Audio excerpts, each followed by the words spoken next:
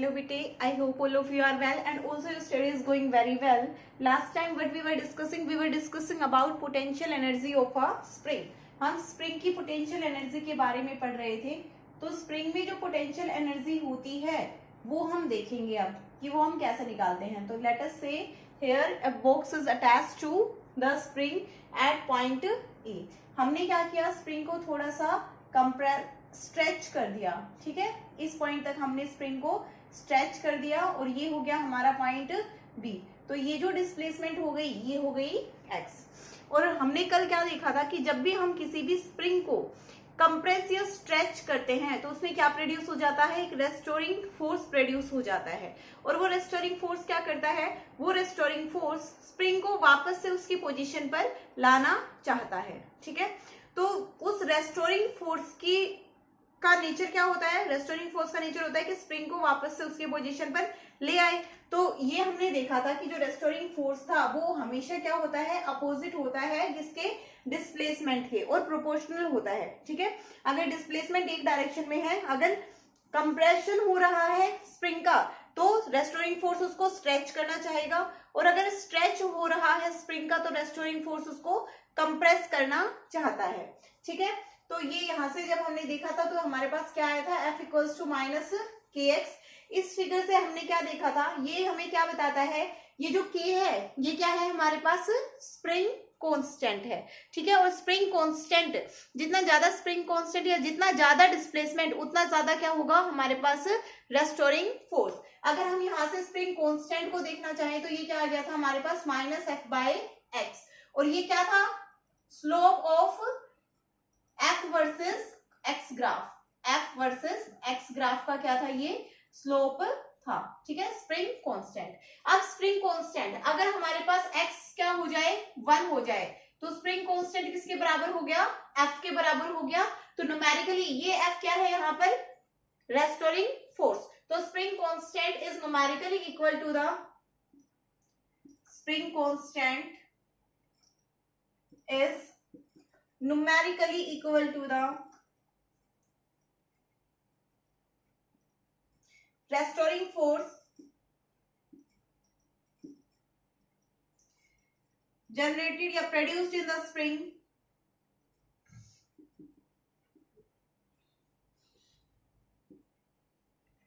to create unit displacement, या फिर is the force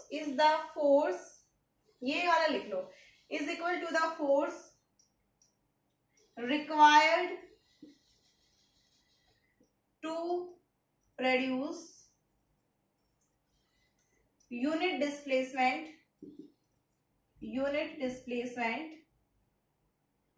in the spring. तो numerically किसके इक्वल हो गया, उस फोर्स के इक्वल हो गया जो फोर्स हमें चाहिए होगा इसमें यूनिट डिस्प्लेसमेंट करने के लिए. ठीक है, तो स्प्रिंग कांस्टेंट हमारे के पास क्या हो गया, न्यूमेरिकली उस फोर्स के इक्वल हो गया जो हमें चाहिए स्प्रिंग में यूनिट डिस्प्लेसमेंट को पैदा करने के लिए, यूनिट डिस्प्लेसमेंट को प्रोड्यूस करने के लिए. ठीक है, तो ये हो गया हमारे पास स्प्रिंग कांस्टेंट के बारे में. अब स्प्रिंग कांस्टेंट डिपेंड किस किस पर करता है, तो ये किस पर डिपेंड करता है, it depends on the length of the spring.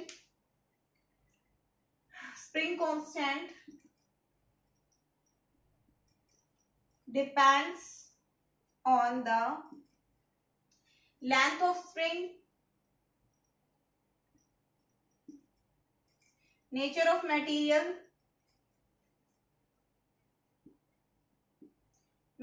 of spring, radius of spring and radius of spring wire. Radius of spring wire, जिस वायर से स्प्रिंग बनी हुई है उसके रेडियस पर भी डिपेंड करता है. ठीक है, तो जो लेंथ हो गई, जो स्प्रिंग की लेंथ है उसके ऊपर डिपेंड करता है स्प्रिंग कांस्टेंट. ठीक है, और क्या पाया गया कि जो स्प्रिंग कांस्टेंट है वो इनवर्सली प्रोपोर्शनल होता है लेंथ के. दैट मींस ग्राफ भी कैसा बनेगा, इस टाइप का बनेगा, यहाँ पर के और यहाँ पर लेंथ ऑफ द स्प्रिंग. मतलब जितनी ज्यादा लेंथ उतना कम स्प्रिंग कांस्टेंट. ठीक है, उतना जल्दी आप स्प्रिंग को ब्रेक कर सकते हो. ठीक है, अब नेक्स्ट देखो भाई, हमें क्या निकालना था, work done.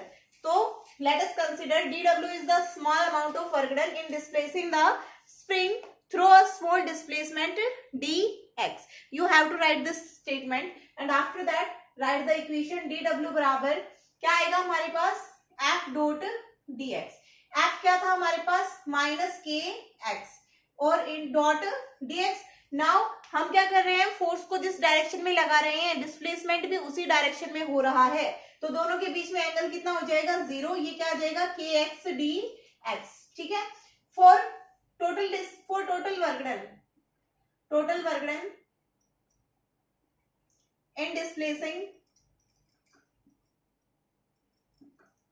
from 0 to x, from displacing the spring from 0 to x. ठीक है. 0 से x तक डिस्प्लेस करने के लिए क्या होगा, दोनों साइड इंटीग्रेशन कर दो. dw बराबर 0 to x kx dx. k तो क्या है, कांस्टेंट है. ये क्या आ जाएगा हमारे पास x स्क्वायर बाय 2 0 to 2 और ये क्या आ गई हमारे पास potential energy kx square by 2. ठीक है. तो क्या एनर्जी आ गई हमारे पास, जो पोटेंशियल एनर्जी आएगी वो क्या आ जाएगी kx स्क्वायर बाय 2. ठीक है. तो ये हमारे पास हो गई पोटेंशियल एनर्जी जो कि हमें चाहिए. ठीक है. हमें किसके लिए चाहिए ये पोटेंशियल एनर्जी, ये वाली जो पोटेंशियल एनर्जी है ये हमें चाहिए और ये हमें किसके लिए चाहिए बेटा, स्प्रिंग को डिस्प्लेस करने के लिए. माइनस साइन यहां पर नहीं आएगा भाई, ये कैसे आ रहा है. जब हम पोटेंशियल एनर्जी निकालते हैं तो dw हमारे पास क्या होता है माइनस एफ dx. ठीक है. क्या होता है माइनस एफ dx. तो जब माइनस एफ dx होगा तो एक माइनस का ये है और एक माइनस वो, तो ये प्लस हो जाएगा यहाँ पर. ठीक है. इसको ध्यान रखना है. तुम भूल कैसे गए, कैसे भूल सकते हो नालायक को. अच्छा आप ये बताओ, ये मैंने माइनस एफ dx क्यों लिखा है, उधर भी लिखा था माइनस एफ dx. तो वहां पर हम क्या कर रहे थे, जब हमने ग्रेविटेशनल पोटेंशियल एनर्जी निकाली थी उस टाइम पे हम वर्क डन कर रहे थे against the gravitational force. Gravitational force के अगेंस्ट हम वर्क डन कर रहे थे. That's why that was minus F dx. यहां पर हम क्या कर रहे हैं, वर्क डन कर रहे हैं और किसके अगेंस्ट कर रहे हैं, against restoring force. That's why here will come minus F dx. ठीक है. माइनस एफ dx रखोगे, फिर वहां पर kx की वैल्यू रखोगे तो वो क्या हो जाएगा आपके पास, माइनस माइनस दोनों प्लस हो जाएंगे. ठीक है. तो आपके पास इस तरह से, फिर जब आपको कंप्लीट वर्क डन निकालना है कि इस पॉइंट ए से, यहाँ पर ए पॉइंट था, यहां से और यहां तक कंप्लीट मैं एक्स डिस्टेंस तक उसको लेकर जाना चाहती हूं, तो कंप्लीट का हम क्या कर देंगे, इंटीग्रेशन कर देंगे. और जब इंटीग्रेशन करेंगे तो हमारे पास क्या वैल्यू आ जाएगी kx square by 2. This is the potential energy of the spring.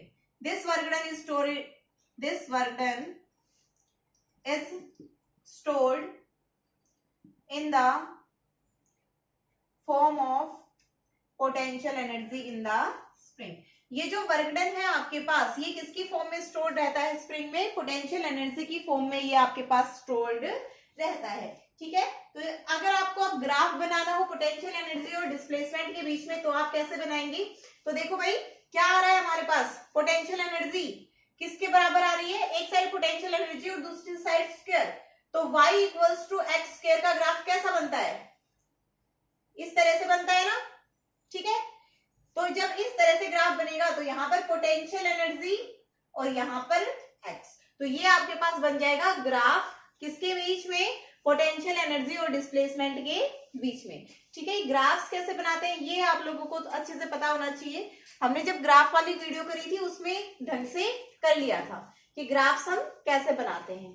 ठीक है. तो ये आपके पास हो गया graph between potential energy and displacement. Graph between potential energy and displacement. ठीक है. क्या होगा, इनका जो रिलेशन होता है वो कैसा होता है, पोटेंशियल एनर्जी बाय के बराबर के एक्स स्क्वायर बाय 2. तो ये क्या हो जाएगी हमारे पास, अगर आप x निकालना चाहोगे तो उसकी दो वैल्यूज नहीं हो जाएगी क्या, plus minus of root potential energy. तो एक x के लिए दो वैल्यूज होंगी हमारे,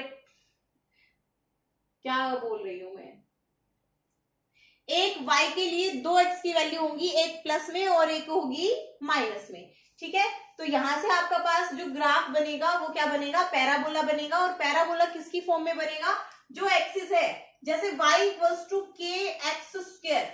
ठीक है.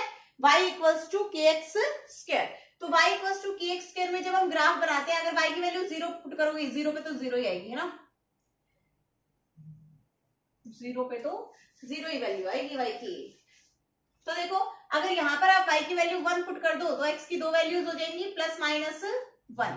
तो इस तरह से जो ग्राफ बनेगा वो आपके पास पैराबोला बन जाएगा y एक्सिस के अलोंग। अब ये y एक्सिस के अलोंग पैराबोला बना, तो यहाँ पर आपके पास y की जगह क्या है, y की जगह आपके पास क्या है भाई, ये अगर आपके पास k नहीं होता उस टाइम का है, y की जगह आपके पास पोटेंशियल एनर्जी है और ये है k x square by 2। k by 2 तो आपके पास क्या हो गया, ये तो क्या हो गया आपके पास कांस्टेंट हो गया, तो पोटेंशियल एनर्जी और एक्स स्क्वायर का, तो ये क्या बनेगा, ग्राफ पैराबोला बनेगा और that parabola is potential axis के अराउंड पैराबोला बनेगा। ठीक है, आई थिंक क्लियर हो जाना चाहिए भाई। ग्राफ वाली वीडियो देख लेना अगर किसी बच्चे को कोई डाउट होता है तो, अदरवाइज होना नहीं चाहिए। अब नेक्स्ट देखो भाई, नेक्स्ट आपके पास एक नोट पॉइंट डाल के लिख लो, नोट पॉइंट डालो। ठीक है, जैसे आपके पास ये स्प्रिंग थी, ये स्प्रिंग थी, पहले ये पोजीशन ए पर थी, ठीक है, आपने इसको कंप्रेस किया, कंप्रेस करने के बाद ये कहां पर पहुंच गई, सॉरी स्ट्रेच किया, स्ट्रेच करने के बाद ये बी पर पहुंच गई, पहले ए पर थी। तो अब क्या होगा, जब आप यहां से इसको रिलीज कर दोगे तो यहां पर इसके पास पोटेंशियल एनर्जी है, और कितनी पोटेंशियल एनर्जी है, हाफ के एक्स स्क्वायर। तो लिखो at point B spring has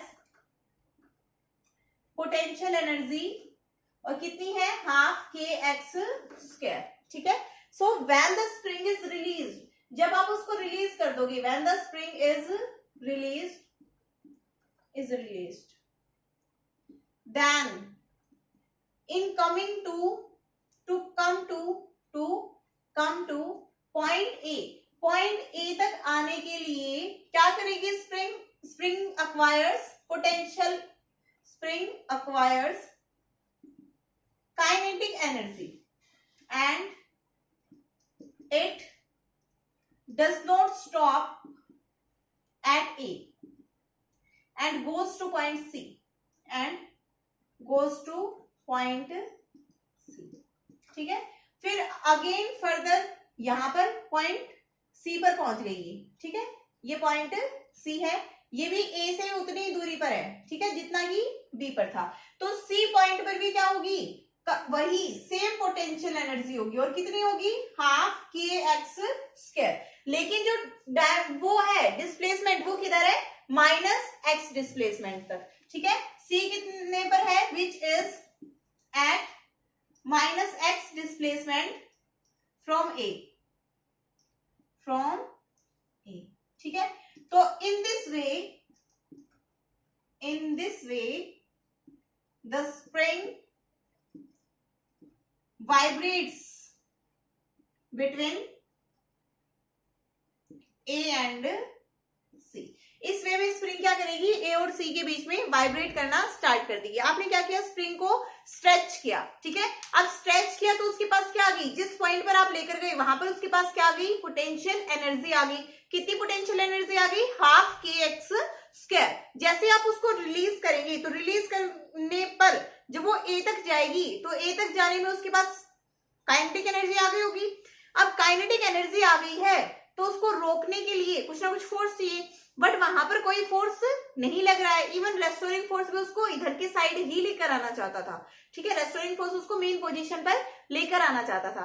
अब एक्सेलरेशन हो गया है उसमें, उसके पास क्या आ गई है, काइनेटिक एनर्जी। तो वो ए पर जाने के बाद ए पर रुकती नहीं है, वो क्या करती है, दूसरी तरफ चली जाती है, कंप्रेस हो जाती है अपने आप। ठीक है, और सी तक पहुंच जाती है। जो सी पॉइंट है वो कितनी दूर होता है, कितनी दूर रहेगा, वो उतनी ही दूर होगा जितना कि ए से बी पॉइंट था। ठीक है, तो स्प्रिंग इस तरह से क्या करेगी, ए से बी तक, बी से फिर ए पर और फिर ए से सी पर। ठीक है, ऐसे यहाँ पर ए पर थे ना पहले, आपने उसको बी तक खींचा, फिर आपने छोड़ दिया, तो ये ए पर आकर फिर वापस इधर के साइड, लेफ्ट साइड में ही मूव करना स्टार्ट कर देगी, और ये यहाँ पर कहां पहुंच जाएगी, सी पर पहुंच जाएगी। अब सी जो है पॉइंट, वो माइनस एक्स डिस्प्लेसमेंट पर है, कहां से, ए पॉइंट से। ठीक है, तो पोटेंशियल एनर्जी कितनी हो जाएगी, पोटेंशियल एनर्जी वही हो जाएगी माइनस का हाफ के एक्स स्क्वायर। ठीक है, आई थिंक क्लियर है। अब नेक्स्ट देखो भाई, अगर आपको देखनी हो वेरिएशन देखनी हो पोटेंशियल एनर्जी की और काइनेटिक एनर्जी की, ठीक है, तो ये पॉइंट ले लेते हैं सी, ये पॉइंट ले लेते हैं ए, तो ये इस तरह से आएगी, कुछ इस तरह से, ठीक है, इस तरह से आएगी। अब इसमें कौन सी काइनेटिक एनर्जी है और कौन सी पोटेंशियल एनर्जी है, तो देखो भाई ए और सी पर काइनेटिक एनर्जी क्या होगी, 0 होगी, ठीक है, और जो ये बी पॉइंट है इस पर काइनेटिक एनर्जी होगी हाफ एम वी मैक्सिमम का स्क्वायर, ठीक है, मैक्सिमम वेलोसिटी का स्क्वायर, और जो ए और सी पर है उस टाइम पर काइनेटिक एनर्जी 0 थी और बी पर काइनेटिक एनर्जी कितनी है, हाफ वी एम स्क्वायर। अब ए और सी पॉइंट पर पोटेंशियल एनर्जी कितनी है, हाफ के एक्स एम का स्क्वायर, ठीक है, और बी पर पोटेंशियल एनर्जी कितनी है, 0, क्योंकि कोई डिस्प्लेसमेंट ही नहीं है, रेफरेंस पोजीशन से कोई डिस्प्लेसमेंट नहीं है, दैट्स वाई ये क्या है, यहाँ पर 0 है, ठीक है, और ये हाफ के एम एक्स एम का स्क्वायर। तो आप क्या देख रहे हो कि किसी भी पॉइंट के लिए जो काइनेटिक एनर्जी और पोटेंशियल एनर्जी का सम है वो क्या होगा, कांस्टेंट मिलेगा आपको, ठीक है, सम काइनेटिक एनर्जी और पोटेंशियल एनर्जी का क्या मिलेगा, कांस्टेंट। तो यहां पर देखो ये आपके पास क्या हो गई, ये वाला ग्राफ जहां पर पोटेंशियल एनर्जी ज्यादा है वो क्या हो गया आपके पास, ये पोटेंशियल एनर्जी का कर्व, क्योंकि यहां पर पोटेंशियल एनर्जी मैक्सिमम है और यहां पर बी पॉइंट पर काइनेटिक एनर्जी मैक्सिमम है। तो ये जो ग्राफ है जो मैंने सॉलिड लाइन से दिखाया है ये तो है काइनेटिक एनर्जी का, और जो डॉटेड लाइन से है वो क्या है, पोटेंशियल एनर्जी का। ये वैल्यू कितनी है, हाफ के एक्स स्क्वायर, ठीक है। अगर आप इसको मेन पोजीशन मानो, ये मेन पोजीशन आपकी मेन पोजीशन, ओके, ये ए था ना बेटा, ये ए था और ये बी था, बी तक लेकर गए थे ना अपन, तो ये आपके पास मेन पोजीशन पर काइनेटिक एनर्जी की ये वाली जो वैल्यू है ये कितनी होगी, हाफ एम वी मैक्सिमम का स्क्वायर, और ये क्या होगी, हाफ के एक्स का स्क्वायर, ठीक है। तो ये आपके पास ग्राफ बनेगा बिटवीन काइनेटिक एनर्जी और पोटेंशियल एनर्जी, मतलब ग्राफिकली आप इसको इस तरह से शो कर सकते हैं, क्लियर है। अब अगर आपके पास वीएम मैक्सिमम वेलोसिटी है और एक्स एम मैक्सिमम डिस्प्लेसमेंट है, तो हाफ एम वी एम का स्क्वायर बराबर होगा किसके, हाफ के एक्स एम के स्क्वायर के, हाफ से हाफ कैंसिल, ये क्या आ जाएगा आपके पास, अगर आपको वेलोसिटी निकालनी होगी तो वी मैक्सिमम कितनी आ जाएगी, के बाय एम एक्स एम, और ये under the root, x m तो बाहर है क्योंकि एक्स एम का स्क्वायर था, ये आपके पास मैक्सिमम वेलोसिटी आ जाएगी, ठीक है, मैक्सिमम वेलोसिटी इतनी होगी। और किसी भी पॉइंट पर निकालना हो तो वहां से क्या, वहां पर कैसे निकालोगे, हाफ एम वी स्क्वायर बराबर हाफ के एक्स एम का स्क्वायर। अब देखो भाई, एज पोटेंशियल एनर्जी क्या है, कंजर्वेटिव है, ठीक है, तो ये सिर्फ और सिर्फ किस पर डिपेंड करेगी, पोटेंशियल एनर्जी ऑफ स्प्रिंग भी सिर्फ और सिर्फ किस पर डिपेंड करेगी, it will only depends on, या फिर it will only be valid for, defined for conservative force. तो रेस्टोरिंग फोर्स क्या है, कंजर्वेटिव फोर्स है, और ये सिर्फ और सिर्फ किस पर डिपेंड करती है भाई, इनिशियल और फाइनल पोजीशन पर डिपेंड करती है, ठीक है। नेक्स्ट आप देखो भाई, सेकंड पॉइंट आप लिख सकते हो, जो वर्क डन होगा एक्सटर्नल फोर्स की वजह से, work done by external pulling force is positive. जो एक्सटर्नल पुलिंग फोर्स की वजह से वर्क डन है वो कैसा है, नेगेटिव है, क्यों, because it overcome the spring force, because it overcomes the spring force, ये क्या करता है, स्प्रिंग फोर्स को ओवरकम कर देता है, दैट्स वाई जो एक्सटर्नल फोर्स है उसकी वजह से जो वर्क डन लेंगे हम वो क्या लेंगे, पॉजिटिव, और जो स्प्रिंग फोर्स की वजह से वर्क डन होगा उसको क्या लेंगे, नेगेटिव लेंगे, ठीक है। अब वर्क डन जो होता है स्प्रिंग के लिए एक साइक्लिक प्रोसेस में, जो ए से चली और वापस ए पर ही पहुंच गई, बी और सी दोनों पॉइंट पर पहुंचकर, वो कितना होता है, 0 होता है, ठीक है, as work done by spring force for a cyclic process is 0, so spring force is conservative, spring force is conservative. क्यों? क्योंकि ये क्या कर रहा है भाई, सिर्फ और सिर्फ इनिशियल और फाइनल पोजीशन के ऊपर डिपेंड कर रहा है। ठीक है, आप फोर्थ क्या लिख सकते हैं, as F equals to minus k x. तो व्हेन देयर इज स्ट्रेचिंग, जब स्ट्रेचिंग हो रही होती है तो फोर्स कैसा आता है, ग्रेटर देन जीरो। जब स्ट्रेचिंग होगी तो फोर्स नेगेटिव होगा। नेगेटिव क्यों होगा, क्योंकि यहां पर जो एक्स है वो कैसा होगा, पॉजिटिव। ये इसमें फर्स्ट केस हो गया। इसी के अंदर अगर आप सेकंड केस देखोगे तो वो क्या आएगा, व्हेन देयर इज कंप्रेशन।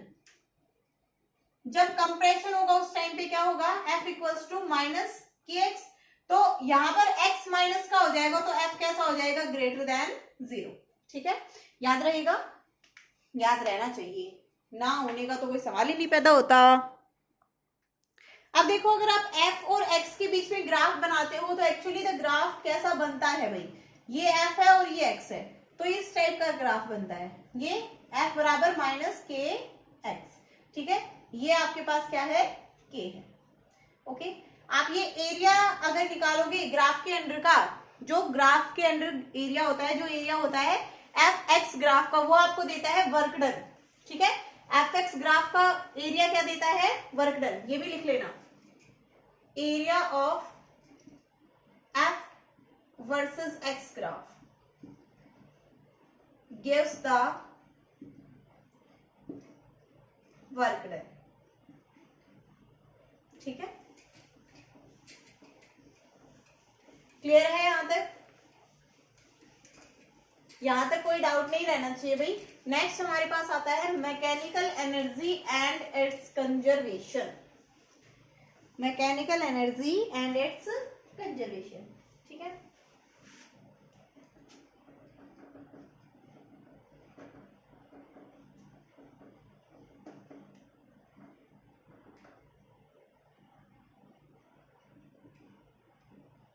अब देखो भाई, मैकेनिकल एनर्जी क्या होती है, तो जो सम होता है काइनेटिक एनर्जी का एंड पोटेंशियल एनर्जी का इज कॉल्ड मैकेनिकल एनर्जी।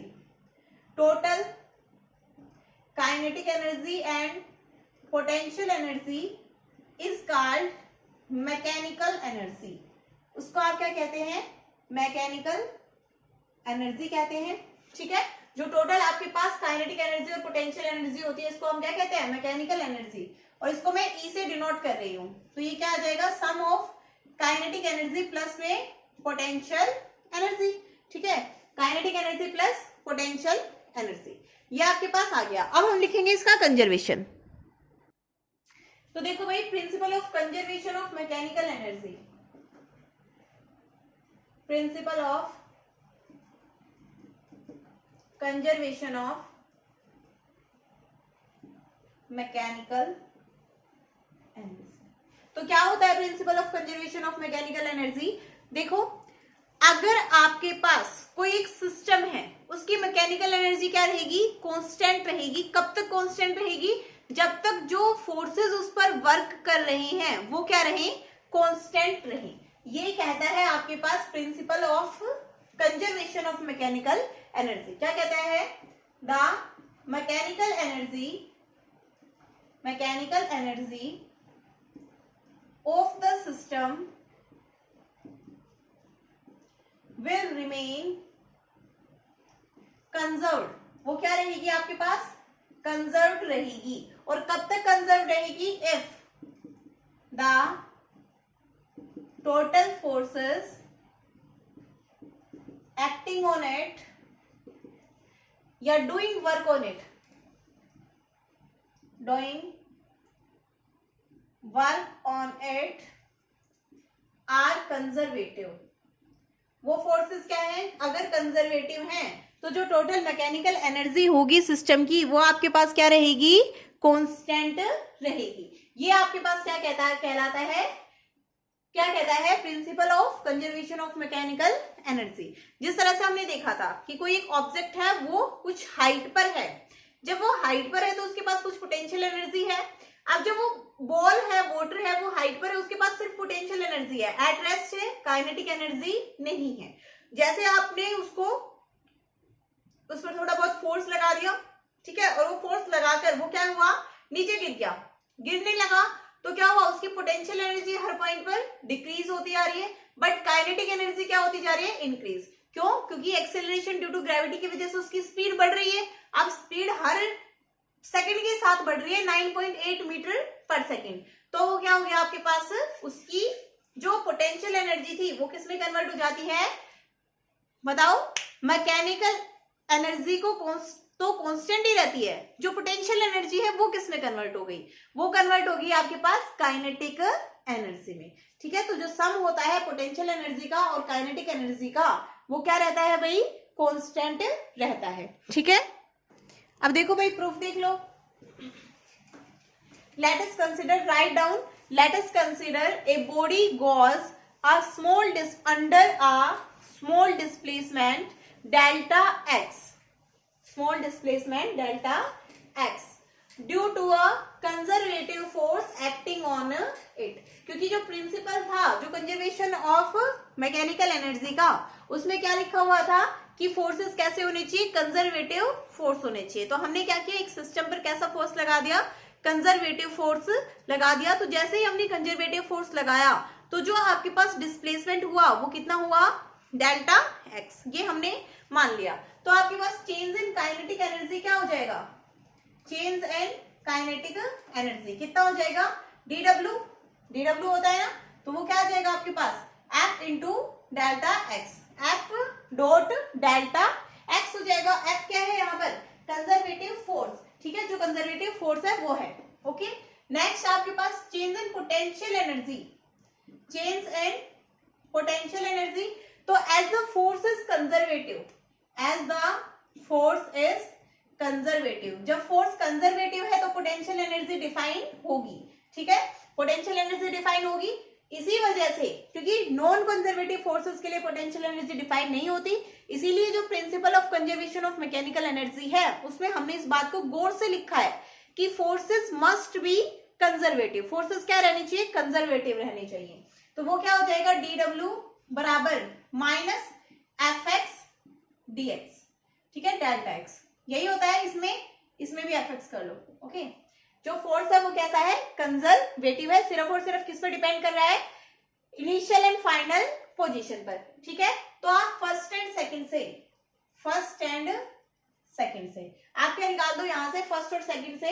ये जो है डी डब्ल्यू, ये तो क्या हो गया, चेंज इन काइनेटिक एनर्जी में, इसको डेल्टा के लिख दू, ठीक है, डेल्टा के, और ये हो गया आपके पास चेंज इन पोटेंशियल एनर्जी में डेल्टा पी लिख रही हूं।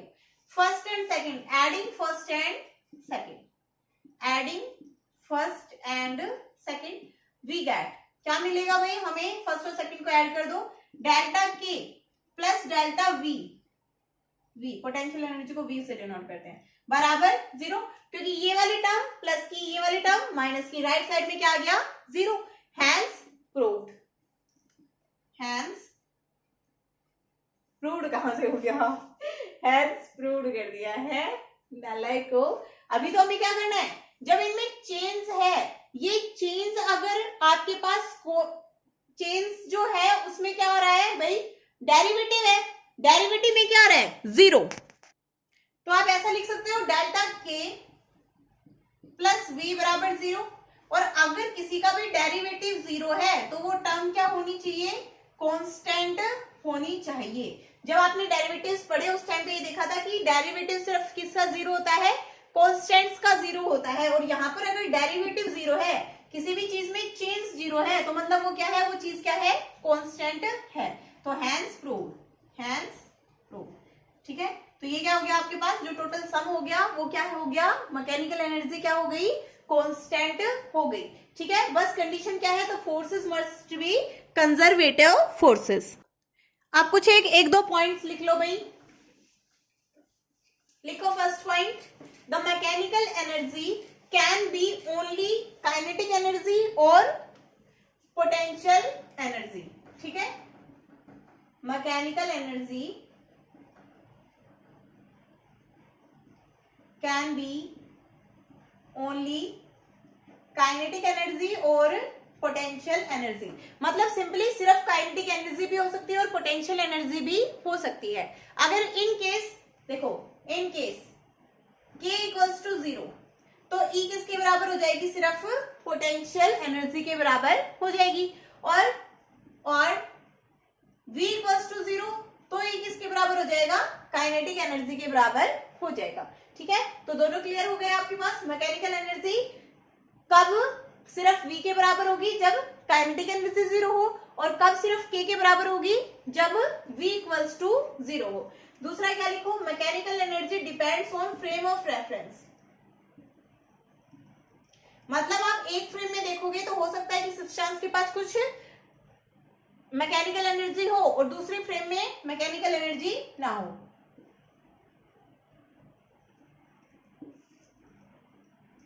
अब एक और मोस्ट इंपोर्टेंट पॉइंट देखो, as K is always positive, जो काइनेटिक एनर्जी है वो हमेशा क्या होती है, पॉजिटिव होती है। 0 हो सकती है बट कभी भी नेगेटिव नहीं हो सकती।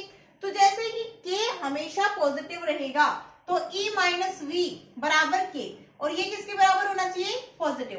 तो ये डिफरेंस पॉजिटिव होना चाहिए। ये पॉजिटिव कब होगा, जब E किससे बड़ा होगा, V से बड़ा होगा।